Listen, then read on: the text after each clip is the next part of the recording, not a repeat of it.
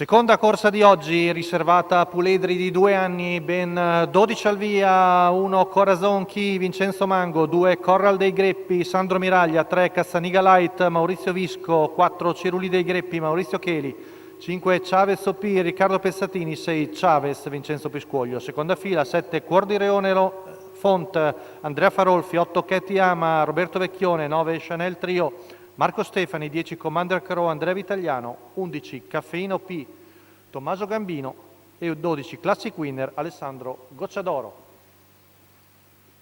Ricordiamo il rapporto di scuderia tra 1, 2 e 4 e anche tra i numeri 5 e 11.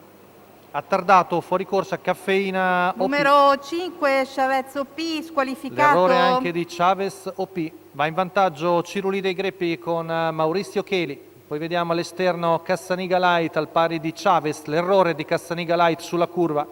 Seconda posizione per il compagno di colori Corazon Key. Squalificato. Mentre Chavez con Vincenzo Piscoglio insiste al largo. Tanto la terza posizione alla corda è per Chanel Trio davanti a Corral dei Greppi, insiste Chavez, ma al comando c'è Ciruli dei Greppi con Maurizio Cheli che arriva ai 400 in 39. Si deve adeguare al largo Vincenzo Piscoglio col figlio di Varenne, rimane seconda alla corda Corazon Key, poi Chanel Trio, avanza al largo intanto Classic Winner che avvicina i primi.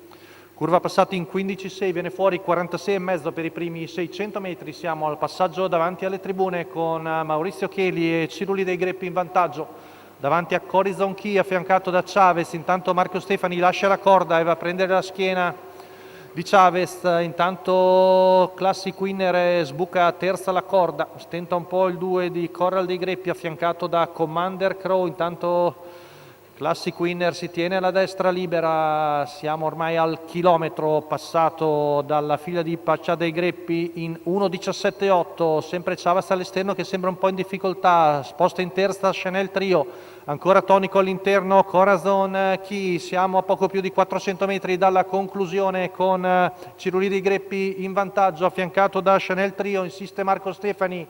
Poi vediamo dietro Corazon Key avvicinato da Cuor di Leone Font che sposta all'esterno, siamo a poco più di 200 metri dalla conclusione con la figlia di Nadal Shiba che cerca di prevalere, ultima curva passata in 15,4, retta d'arrivo, Ciruli dei Greppi cerca di difendersi da Chanel Trio, ma alla fine Chanel Trio con Marco Stefani che viene a vincere davanti a Ciruli dei Greppi, al terzo Corazon Key, quarto Cuor di Leone Font. La vittoria per Chanel Trio, figlia di Nadal Shiba e Lori Trio, Marco Stefani per la scuderia Trio che viene a festeggiare con una vittoria il suo compleanno.